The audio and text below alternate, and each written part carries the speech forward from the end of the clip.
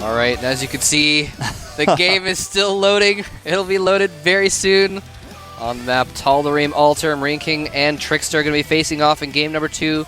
TricKsteR, you know, this is kind of similar in a way to the up and down matches where, you know, if he loses this, then he's not out yet, but then he has to depend on Lucira winning. Right, yeah. Basically, for there to be a chance, because if MarineKing then goes on and beats Lucira eventually, then MarineKing will just take it after he wins here. But, of course, this is game number 2, and having some issues with players connecting. MarineKing dropping out of the game. So we're going to get that all set up for you again here pretty soon.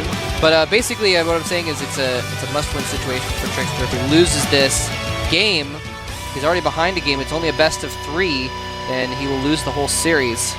Exactly, and like you were saying, then he has to depend on MarineKing losing, and only one player will advance. That's how this works, guys. So when we go to the semifinals, it's going to be one player from each group, and they're going to play against each other. So there's no prize for second place. Nope. Well, MarineKing has loaded up the lobbies back in, so we know that he's not tripped over some cables back in his house. He hasn't broken his computer over there at the Prime House. Or maybe he did, and he just switched computers in between. It's perhaps true.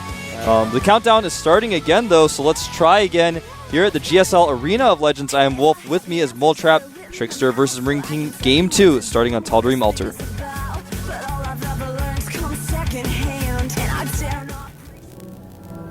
Alright, I guess we already did the intro video once, so we're just going to get straight into the game here. And MarineKing is spawning down here at the bottom right-hand corner. He is MarineKing Prime Wii, and he is not dropped from the game this time, so off to a good start. Yeah, off to a good start. And up here at the top right-hand corner of the map is our player now on the team, StarTale. He has to win this game to keep his hopes alive in this series. He is StarTale TricKsteR.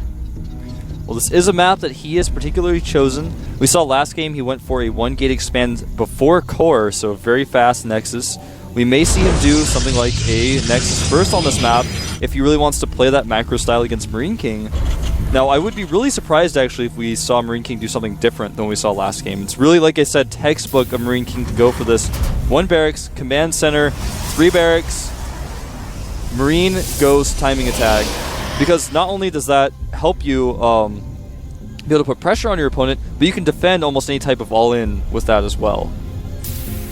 Very safe build. But actually, we're going to see gas first from MarineKing. This is not textbook MarineKing. Nope. This is actually just from the movie that was shown in class on the day the teacher was gone, not from the textbook. No, man. Yeah, that's exactly right. This is like the Bill Nye science video that you got to watch in class because the teacher was away and the substitute didn't know what to do. And unfortunately for TricKsteR, he is scouting the wrong direction first, so it's going to be a long time before he finds out what MarineKing's up to. He's going to have to play basically blind here. He is going for a pretty normal opening, going for the gateway and then his gas. Yeah, it was a 13 gate and that extra probe out. And, you know, like we were saying, this is not very textbook. This is like the build that MarineKing has been practicing in his basement. He's been running some tests. You know, he's been practicing it. He's been doing some experiments. I'm really curious to see what he's going to do. He may do this new reactor opening. This is the build he does on, like, his 14th ladder account that's in Grandmasters. And he is going to be doing this reactor build. We don't know if it's going to be reactor Hellions necessarily, but I've seen this really fast 2 Hellion pressure coming out of these Terrans recently, where sometimes they do it with gas first, but usually it's just a fast reactor. They send 2 Hellions out, and if their opponents have gone for a Nexus first or a Nexus before core, it's almost impossible to defend the Hellion aggression. Now, do you think he's going to pump out multiple Hellions? Because we do actually occasionally see that versus Protoss. Hellions are kind of bad against Stalkers, but if you have like 10 Hellions when they have 2 Stalkers, then you just have too many forces and it doesn't even matter. But in most cases, from what I've observed, what these guys like to do is just make 2, then switch their barracks again and do some sort of Marine Tank Banshee timing attack after it. It's just kind of an opener. Oh, and again, the rallied Stalker lets the SCV walk right into his base and see exactly what's going on. at the other end of the map, the barracks did land in that position barely before the probe got in, so I think he could probably see the factory actually just by walking up. Yeah, he actually was able to already see the reactor on the factory. See the reactor factory, and he didn't even make any Hellions, did he? He made 2. Oh, never mind, he did make 2, okay. And they're going to maybe catch that probe. He actually doesn't know, so he's going to ignore the probe. He wants to get into the base of TricKsteR ASAP, and TricKsteR's actually performing a pylon wall off, and these Hellions are not going to be able to get inside. That one Stalker should be enough to deter them. Nice positioning there. But you may not be able to cancel these pylons if the Hellions persist. Does manage to cancel. Cancels one of them, yeah. Yeah, making a little bit too many pylons there, but you can tell TricKsteR, formerly known as TricKsteR, by the way. You can tell he's a Brood War player. It's very, I mean, it's a smart thing that obviously a non-Brood War player can figure out, but it was very common for Protoss to use pylons to make small choke points. Yeah, to block vultures. To block vultures. Exactly. So yeah, that's exactly what I was thinking of when I watched that. Very intuitive thing for TricKsteR to do there. Yeah. You guys who didn't play StarCraft 1, you don't know the horror of the vultures running into your face. Oh, man. You're like, they drop spider mines there, and you're like, well, I just want to go home and defend my probes, but if I get too close to those spider mines, I might do more damage to the probes. That's right. Raven being produced here from MarineKing, and this is all off one base, so it looks like he might just be going for maybe a point defense drone all-in kind of an attack. Yeah, this is a really common follow-up to what we've seen here, this Reactor Hellion opening. And, you know, I say Reactor Hellion opening, but I should start calling it the 2 Hellion opening because you just use that reactor for a second to make Hellions. You try to sneak them in when you can, but TricKsteR being so smart about this, blocking this off. Now, TricKsteR has been going Blink this entire time, and that's actually... I don't want to say bad things of TricKsteR, but it's actually one of the silliest replies to this that I could ever think of, because when your opponent has Factory Tech, then it means Cloak Banshees are a possibility. He doesn't have any answer for that. It means that a Marine Tank Banshee all-in is a possibility. All these possibilities are going to be so good against Blink.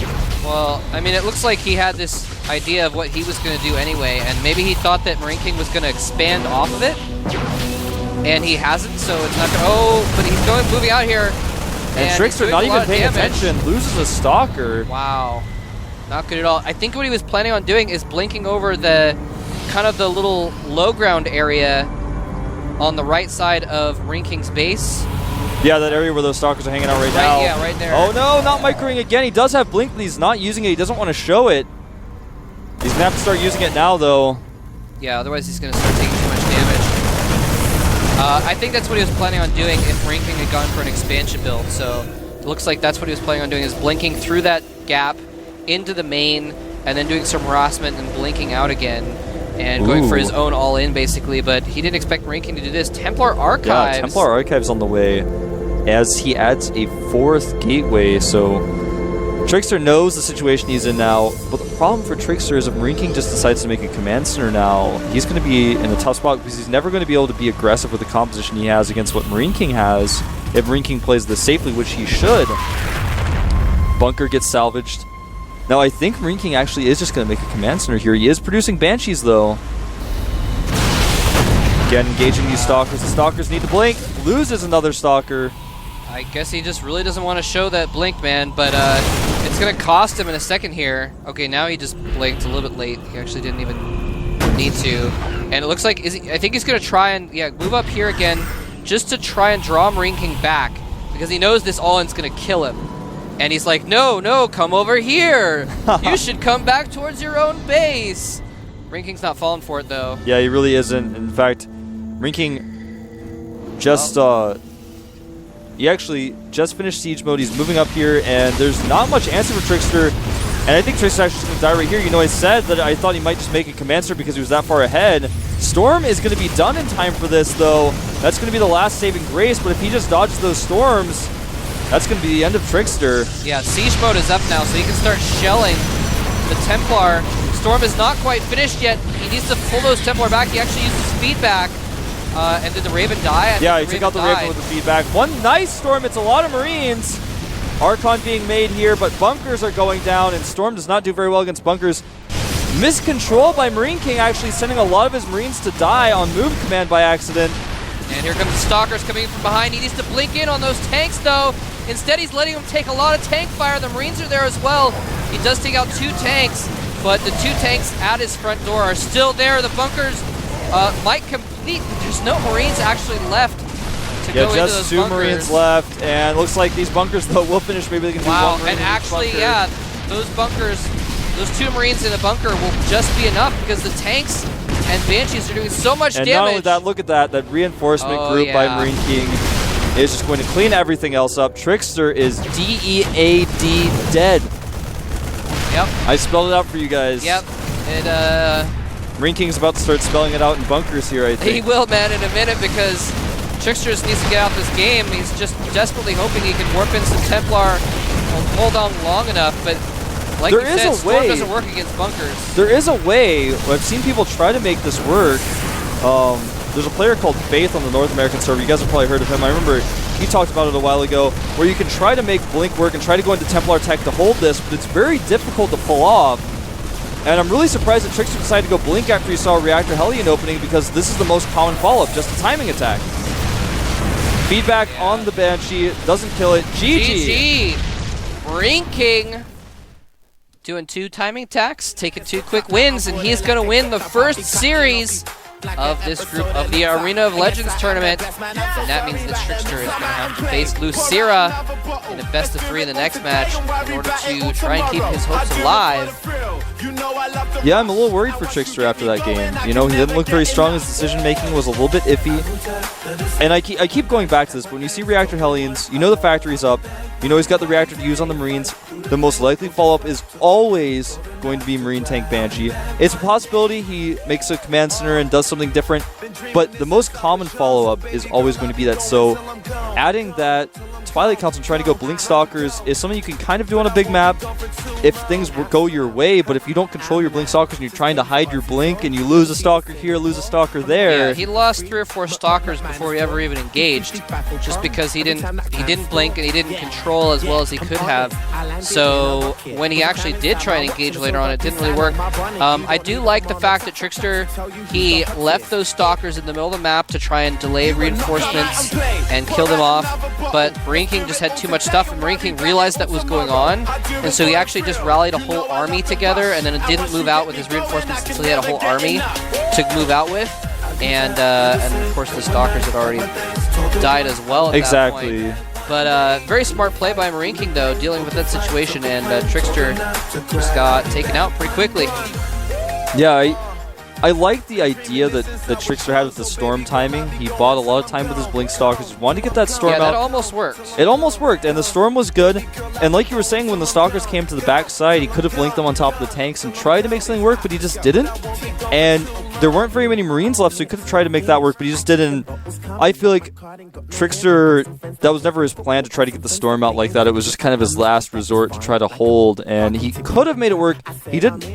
Not a terrible job with it, but it just wasn't quite enough. And, you know, he did pretty well with the feedbacks as well. He killed the Raven with a feedback. He killed the Banshee with a feedback because he didn't have Cloak, and so they just saved up a bunch of energy. That Raven that was, the Banshee that was around from the beginning had so much energy that he just popped it. The second Banshee was still there, of course. He feedbacked that, but it wasn't quite dead. But so it was a good idea, I guess. It was a good idea. It just didn't quite work. And you know, in a way, it almost worked too. I mean, imagine if he hadn't brought SCVs to build bunkers. I don't know why he wouldn't, but you know, there was 2 Marines left alive when those bunkers finished. That was very close. You know, if he'd managed to kill, you know, a couple more Marines and 1 more tank somehow before that all happened, then he would have broken that contain. Exactly. And, you know, I'm kind of surprised even that MarineKing decided to go for the timing attack. He was in a position where he could have made a command center and held anything TricKsteR threw at him while still pressuring. So, for example, TricKsteR wanted to make a Nexus. He could have just sieged up behind a TricKsteR's natural and just kept shelling his Nexus that he was trying to make while he took the command center. But MarineKing just, he didn't want to waste any time, man. He just wanted to end the game. Yep. So, TricKsteR, the loser of that first set, is going to be facing Lucira here in just a moment. Lucira versus TricKsteR is going to be, the first game is going to be on Crossfire, modeled after the old, speaking of Brood War, modeled after the Brood War map, Peaks of Baekdu, one of my favorite Brood War maps. And we're going to get started here in just a minute with Lucira versus TricKsteR game number 1. Let's see, our players ready? Yep, they appear to be ready. All right, so we're going to start the game right now. and get into it. TricKsteR versus Lucira, game number 1 here at the Arena of Legends. Don't go anywhere. Starting in a second. This is it, girl, give me 25.